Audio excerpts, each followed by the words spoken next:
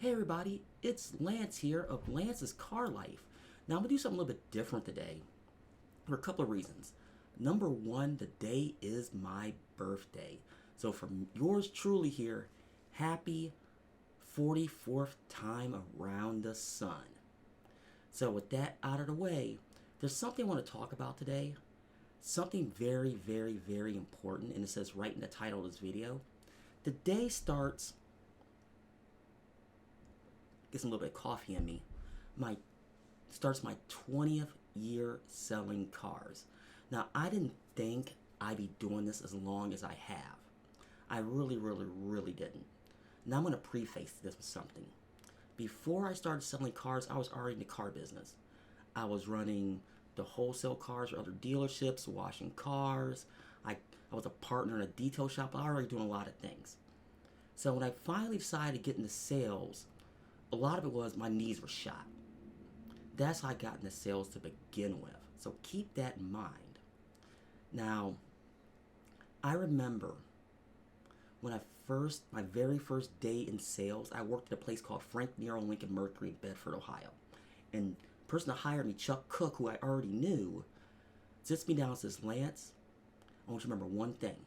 No matter what happens, no matter how long you're in this business, always remember this business is all about talking to people. Nothing more and nothing less. Now, I've taken that to my grave. But in 20 years, I have seen a lot. And I mean a lot. Like, pretty perfect example. When I was in Arizona selling cars, one of the first big things I ever saw in this business, and I've talked about this in other videos, was the 2008 crash. Now, actually, you know what? Before I even start that, let's back up a little bit. You know, when I first got into the business, in that particular store in Bedford, it was a lot of all or nothing scenarios. And that's where I learned how to do subprime. Because when I said all or nothing, it was all or nothing in that store. Now, it was also the very first time and only time in my career. And I don't like talking about this, but I'm going to talk about it anyway. Remains the one and only time in my career I had a gun pulled on me. And I remember this, and I'll keep the story brief. It was Thursday night. There's a few of us there. Me and this customer just negotiating. All of a sudden, he pulls out a gun, puts it on my desk, and he says, "You're gonna give me a good deal, right?" And I will always remember this. I said point blank, this is exactly what I had my finger out just like this. Don't flash it unless you're going to use it.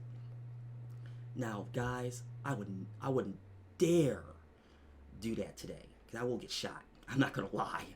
Did he buy the car? No. But it goes to show you what I went through right at the beginning in my career. And I bounced around. I set up a couple places for buy here, pay here, and I went out west. And that's why I ended up in Arizona. Now I can go back to the story now. Now things were going good, and I remember this. It was the summer of 2007. Now in the summer of 2007 is when the gas prices shot up. Now I knew something was up. So I let it ride out, right to the beginning of 2008. Then I saw, because I'm a pretty good guy at telegraphing stuff, what was going to happen.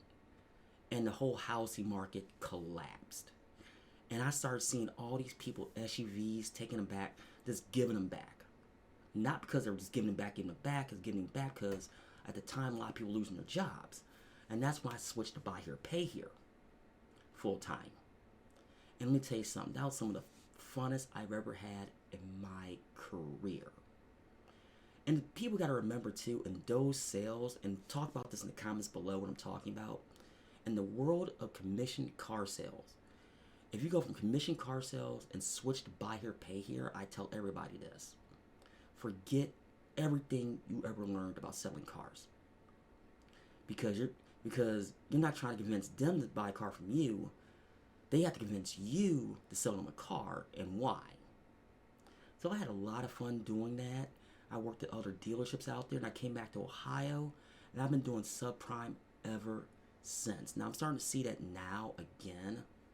What I saw in 2008, and now it remains to be seen what's going to happen. But there's a lot of other stuff I've seen in my career too.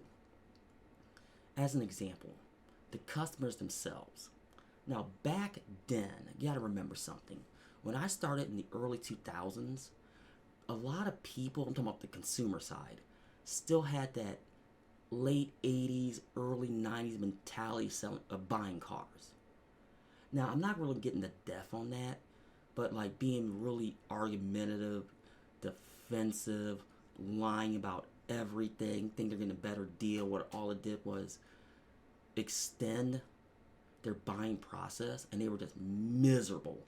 I remember I was in Bedford, and this would really make me mad, but customers would come in all the time, and they would say, I'm not buying a car from you, you're too nice.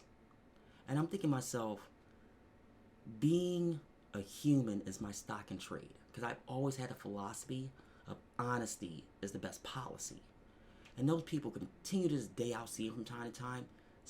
They're older now, but still completely miserable.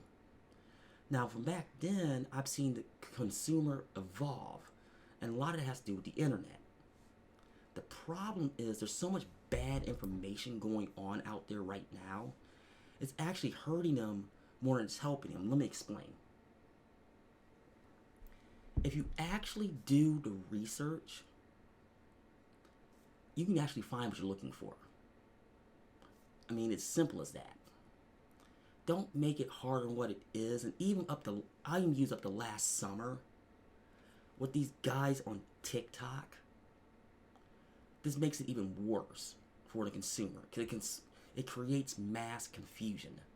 And I'm one of those people, if you really know that bad, just ask me. I'll tell you. There's no reason to dance around it. There really, really isn't. Now, I've also seen from our side. Now, you got to understand something. When I started in this selling cars 20 years ago, salespeople, management, ownership, it does not matter. Still had that 1980s, 1990s philosophy of customers are stupid. Now, the education of customers changed a lot. Now, I'm starting to see that era go away and the new wave coming in. Now, I never strive to be high-level management, even though I've been management in the past. But I like to sit back and do what I do, and that's sell cars. Now, do I know what's going to happen in the next 10, 15 years? Absolutely not. And anybody says that does is blatantly lying to you. Now, I've seen things come and go. I like an example in '08 when I saw Saturn, Oldsmobile, Saab, Hummer, even though they're technically back as an electric, Mercury, all these brands go away, but I'll see some come in too. Like I'm not like Tesla and all the other electric companies.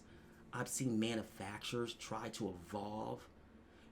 I remember when the hybrids first came out, people were like, what is this? And they're still around, like I knew they were going to. Now, the push for all electrics, be honest with you, I don't know what's going to happen.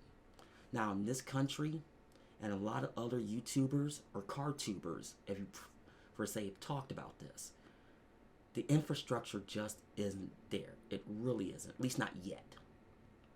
And for the manufacturers to try to shove it down all the consumers' throats, I don't know if that's a good idea. I really, really don't. Now, do I think here in the next 5 to 10 years we're more prevalent? Yes, but let it be the steady pace that it needs to be. That's just my opinion.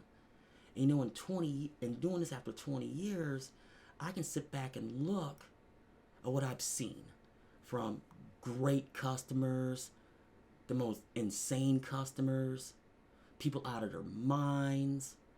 I mean, the coolest cats, the biggest a-holes. I mean, complete morons. And even from the management level. I've seen everything from the coolest people, the biggest hard asses. I hate to use my language there. I've seen the flips, the blowouts, the wannabes, the never will be's. I remember I was managing a store. I did the last deal ever we shut down. And I remember we ran a deal on a hood of a town car. And I remember I was drinking fries, peach soda, and natty light with a customer. I mean, it was awful. And it's like, I think of things like that. And some of my all-time customers, that after 20 years I still talk to from time to time. I mean, like, I love talking to my old management. I mean, a lot of them are retired now, but we always talk about the good old days and what we went through. We just sit back and laugh. And even the customers, like, I had a repeat customer come in the other day that I sold 5 years ago. And we were just shooting the breeze how much he's seen it change, currently change in the last 5 years. Not even from my standpoint, from his standpoint. So it's one of those ones to where you got to look at it to where, no, in 20 years, I got to look back and say, you know what? Was it hard? Yes. Was it stressful? Yes. But there's nothing like commission sales out there. Now, I'm hoping maybe for another 20 years. I don't know. I can drop, I hate to say this, I can drop dead tomorrow. I hate saying that. Hey, it can happen to anybody. But in all the time I've ever done this, I've had so much fun. It's stressful and it's painful it can be at times. Well, guys, I just want to get on here. I just want to quickly reminisce about my time in the car business because I can turn this to a 5-hour video really quick. But I don't want to do that, but I want to do an anniversary video. So let me know what you think below. Was it a good video? You know, always do that, you know, to like, share, subscribe. So I'm still trying to get to 500 subscribers. You know, I want to get to 10,000. But let's get the word out. But I want to thank you for watching this reminiscence video after 20 years in the car business. And this is Lance of Lance's Car Life.